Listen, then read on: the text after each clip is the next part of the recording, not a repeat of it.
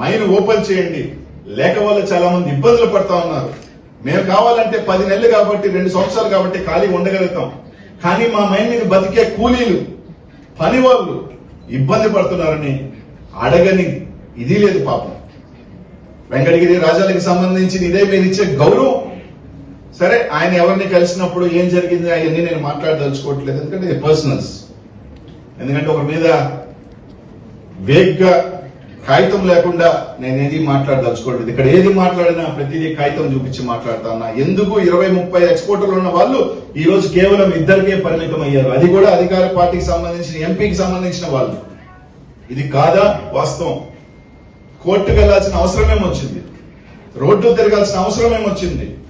గతంలో అనిల్ కుమార్ యాదవ్ మీద చేశాడు అంటాడు. ఏ ఒక్క మైన్ ఓనర్ దగ్గర కన్నా వెళ్ళి అనిల్ కుమార్ యాదవ్ వల్ల మీరు ఇబ్బంది పడ్డారా, అనిల్ కుమార్ యాదవ్ మిమ్మల్ని ఇబ్బంది పెట్టాడా అని ఒక్క మైన్ ఓనర్ ని చెప్పమనండి. ఇది జరుగుతున్నదల్లా నగ్న సత్యం కాదా అని అడుగుతా ఉన్నానన్న. ఇన్ని మాట్లాడుతున్నారు మీరు. ఒక పక్క కేసు కట్టి మీరు సత్య హరిశ్చంద్రులను మాట్లాడుతున్న మీరు, ఇంకా కూడా చాలా మంది ఇక్కడ తాగలేదు. ఇది మీరు అందరూ చూస్తున్నారు.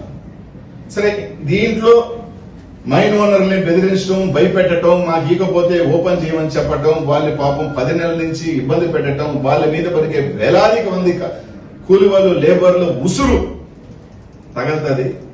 ఆయనకి 5,000 కోట్లు ఉందా, 10,000 కోట్లు ఉందా, 3,000 కోట్లు ఉందా నాకు తెలియదు. కానీ ఒకటి మాత్రం చెప్పగలుగుతున్నా, దీని ద్వారా నీకు ఎంత వస్తుందో నాకు తెలియదు. కానన్నా ఒకటి మాత్రం గుర్తుపెట్టుకోండి, ఇన్ని నెలలుగా పనులు లేక అల్లాడిపోతున్న పేదవాడి ఉసురు మాత్రం తప్పకుండా అది మీకు మంచిది కాదు. దయచేసి మీరు కక్ష తీర్చుకుంటుంది ఆ మైన్ ఓనర్ల మీద కాదు, ఆ మైన్ మీద బతుకుతున్న కూలి వాళ్ళ మీద, లేబర్ మీద, కార్మికుల మీద మాత్రం గుర్తుపెట్టుకోమని మాత్రం తెలియజేస్తున్నా. ఓపెన్ చేస్తారా, ఓపెన్ చేయరా అనేది తర్వాత ఇది, కానీ ఎక్స్పోజ్ చేయాల్సిన బాధ్యత మా మీద. రకరకాలు చెప్పినప్పుడు మీరు ఇంత విధంగా ఈ విధంగా దౌర్జన్యాలు చేస్తా ఉన్నప్పుడు ఇక్కడితో పోలేదన్నా, ఇంకా ఉంది. మా గవర్నమెంట్ ట్రాన్సిషన్ పీరియడ్ లో 250 కోట్లు ఫైన్లు వేసినారు కదా. వేసిన